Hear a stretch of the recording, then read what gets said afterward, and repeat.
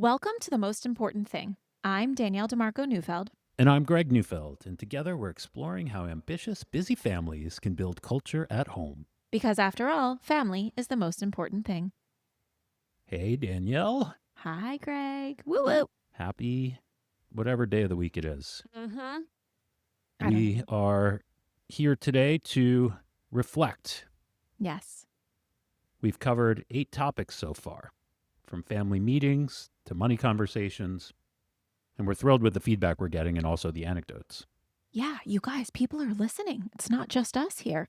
Who knew? Who knew? That's very exciting. Shall I share some of the anecdotes that I've heard over the past couple of weeks? Yes, please. Okay, great. One of our friends, told us that she, after listening to the Family Stories episode, now has the courage to share some struggle stories with her kids, which is incredible. And I'm so thrilled. And quite a few family meetings happened this week to varying degrees of success and hilarity. It reminds me of the Elon Musk saying that success is uncertain, but entertainment is guaranteed. Keep it going, people. Keep it going. And I heard about family meals that happened for the first time in a while. But my absolute favorite feedback has been from the kids. So Not our kids. Not our kids. They wouldn't listen. They don't listen to us, but you know how that goes.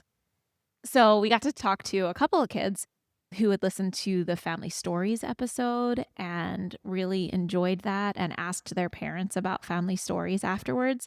And then just today, I heard about a boy who listened to TMIT with his mom in the car and suggested that they do family movement after dinner. Love that. Me too. Incredible. Cool. Epic. So exciting. We live for these little anecdotes, so please share them. Yes, please share them.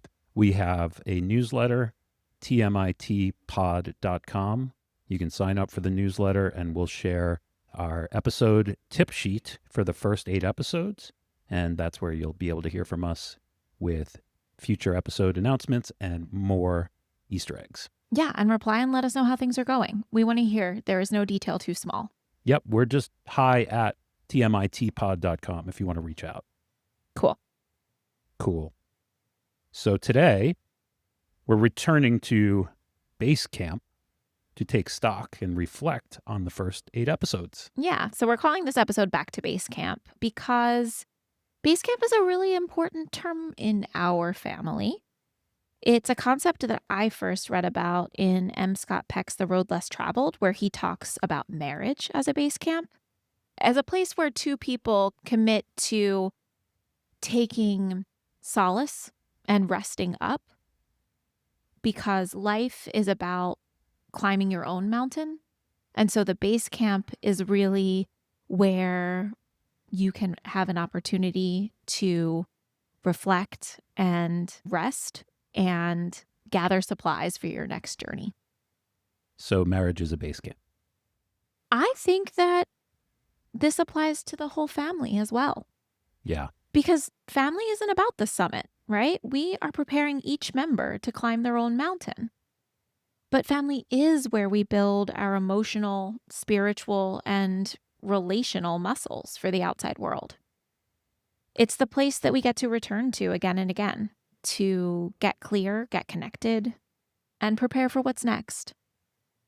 So today we're asking you to join us at The Most Important Thing Base Camp. And we're glad you're here. We really are. Yeah, it's been really special.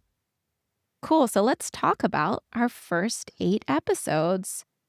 Not the Cliff Notes. You can see the tip sheet for that. We'll send that to you if you sign up for the newsletter. But the consistent themes and through lines that we've discovered along the way. So Greg and I spent a little bit of time reflecting both individually and then together. We did a table read, if you will, on some of these themes. And I think it really comes down to 2 overarching themes. One is to keep it simple, and the other is to make the implicit explicit. That's right. So let's get into it. Yeah, so I've got this saying that I love. It's a little weird because I throw it out at random people and they're like, what are you talking about? This is true.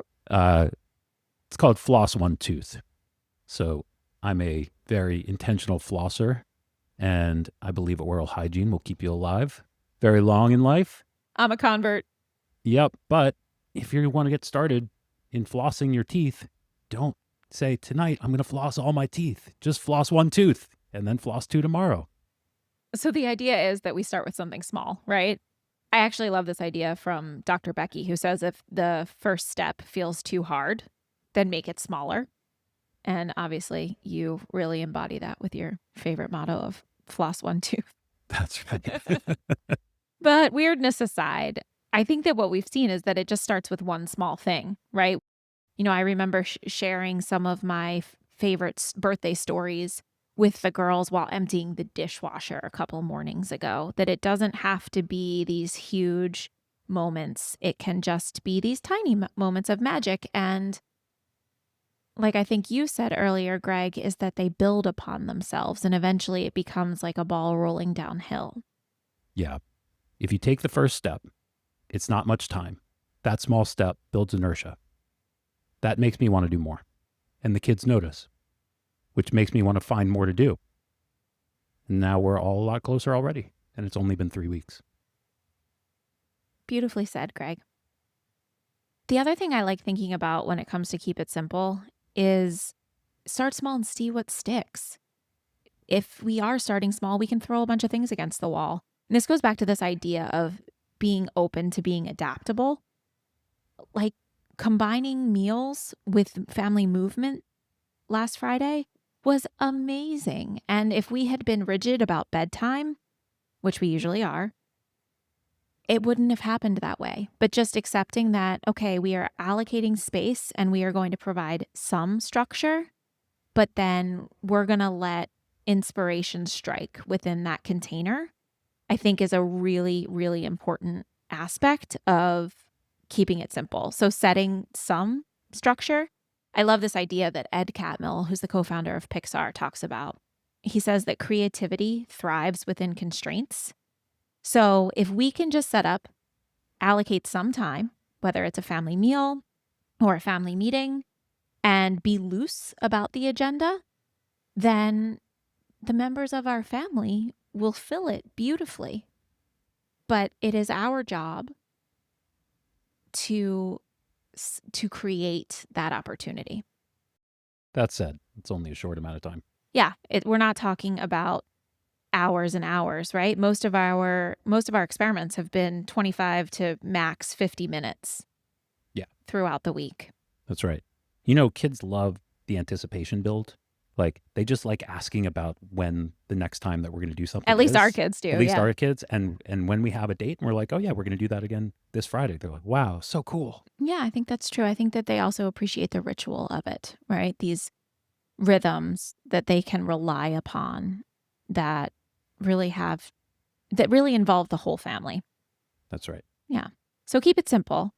Yeah. But just get going. Floss one tooth. And then the other is to name the invisible forces. Play the tape all the way through and make the implicit explicit. So what do we mean by this? Well, I think it shows up a lot in family stories where what we learned in the research is that we don't want to stop at what happened, but really share what it means to us individually. And then also a big aha moment for me was about sharing struggles too, not just successes. That's not really something that comes naturally to me, but once you tell me that, I'm like, oh, duh, of course. Yeah, we're all on the same team. And it's kind of weird that we would ever posture or hide anything about the challenges in getting to the path, in getting to the place that we're at today. So just think about it that way. Yeah, for me, it's not about posturing. It's just it would never even occur to me as being relevant. Right. And now, 3 weeks into this experience and these experiments, I'm understanding why they make me more relatable and more human and are the most relevant. I love that you said that it would never occur to you because most people out in the world, it does occur to them and they hide it. Well, that's just not me, but yeah. So I think those are the two things. Yeah, those are the big through lines. So keep it simple and make the implicit explicit. And this actually, our takeaways from our first 8 experiments remind me a lot of Bruce Feiler's Big 3 Lessons from his book, The Secrets of Happy Families, which I read not too long ago. And he says, adapt all the time, talk a lot, and have fun together. Go out and play, right?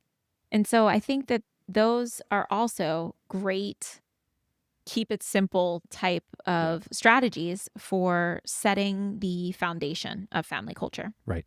So we're doing the things, and And we're going to keep doing we're the going to keep things. doing the things. So this has been an excellent phase 1 of the most important thing. So where do we go next? It's a great question. I feel like we've really laid a solid foundation.